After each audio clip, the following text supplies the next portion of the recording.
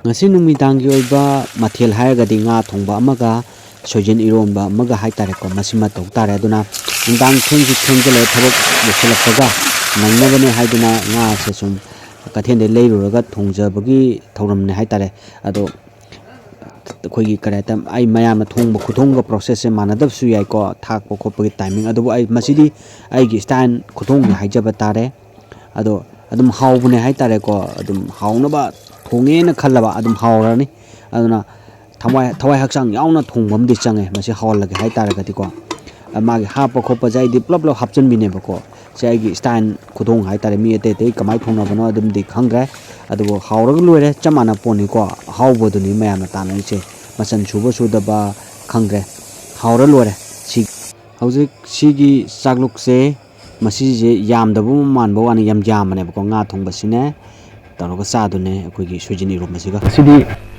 nga akogi yam sam na haitare ko koi nga thongbam ne adagi sojini rombam ne ko na bane si kaktane haitare yam samna ado aina akogi video je akogi ka handaki agasta jidagi rasi phone je tha gi borga su hafta gi borga su sum aina mayam gi damak khudon tamjage na tumjabane bako loino fail oire maram di kaino time management sum phang da haitare ai gi thabak chin mana maram oiduna mayam na waro biroi matang chaba kanda mathang thaga na ju tokjage hojjo gedi adu gi thabak chin ba du oire bako adu gi damak tane adu ready dadi loi leira bane bako adu khudak te heta semaga thagat pa ya ba sunate ai gi hanagi ko gi heta blind heta panghai haibju ya ba sunate dana witness ama leiba ama oiba haitare ko lairi kumba then ai gi ahalaman sing na oza sing haibirak pa mayam da ithol oi thamba mayam do ko gi video ama mungi oiba haitare content ama mungi oiba se sum semaga sum tawjagada ba haitare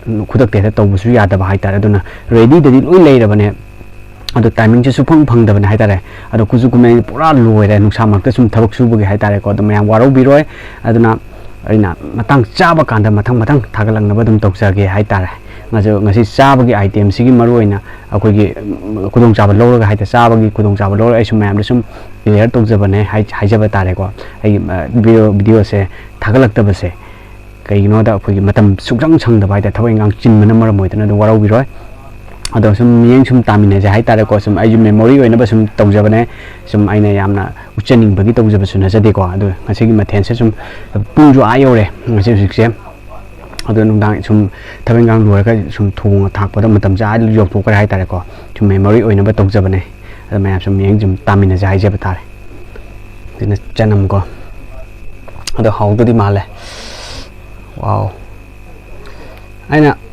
kara saudu di male yang ase ani pieces chau chau dog mina do khabai ji khare tha ba ji heman gre aduna kar toi gre nga se ko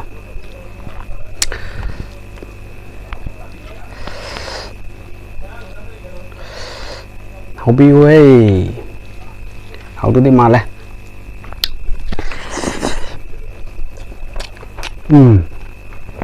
ok hôm nay chẳng có kìa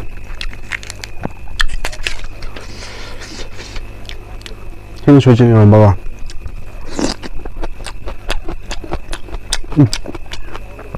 잡자.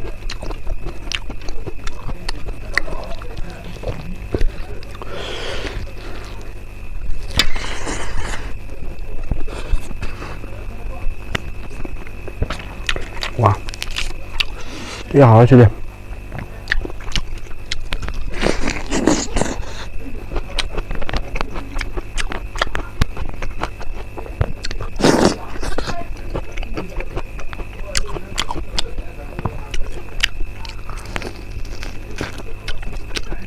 Nah, adiga tilo main soya ama mapumam tamam da pon.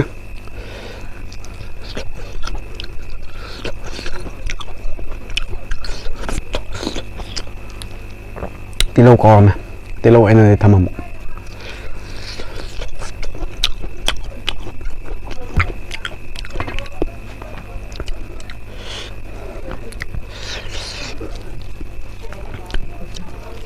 Tí hỏi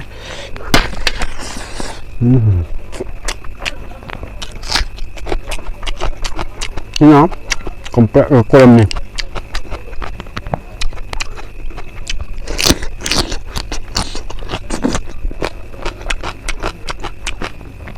아프다.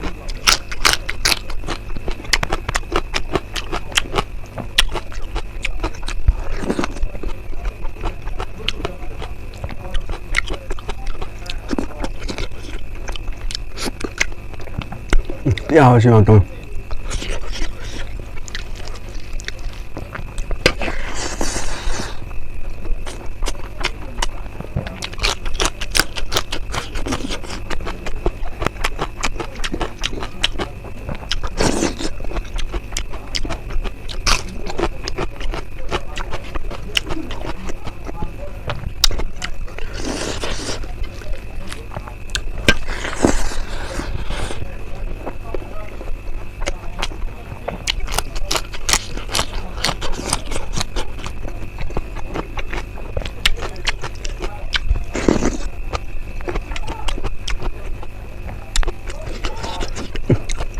Té hầu đó.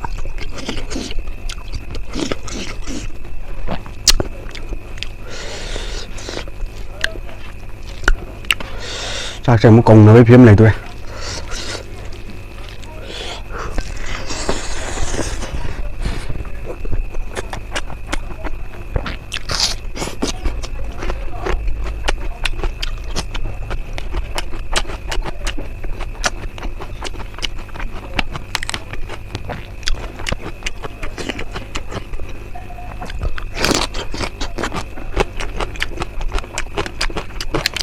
Wow.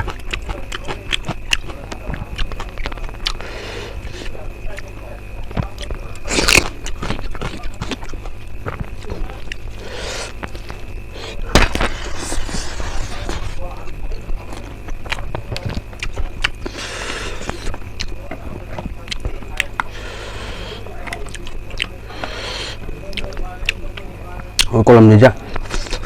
Má làm sao bạn?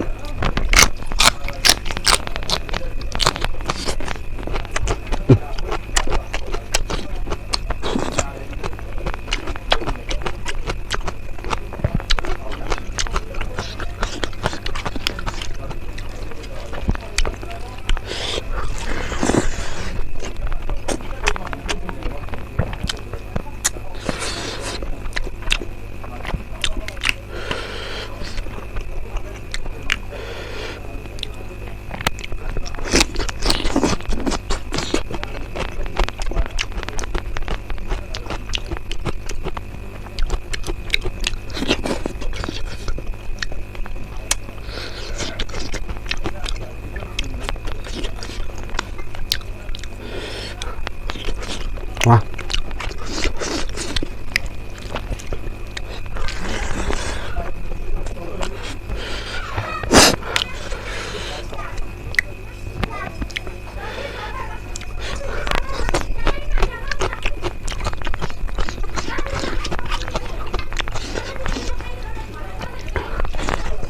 로션 그래? 뭐 어떻게 깔래? 깔래야 돼. 거기 쇼진지 그래도 사갈리 되는 거야. 누구네? nga 통비 짭짤해. 자, 로션 그래. 그래 합해야 하면 되는 거라. 신의 잠빠다가 로저게 와. 스마이 고함들 로라.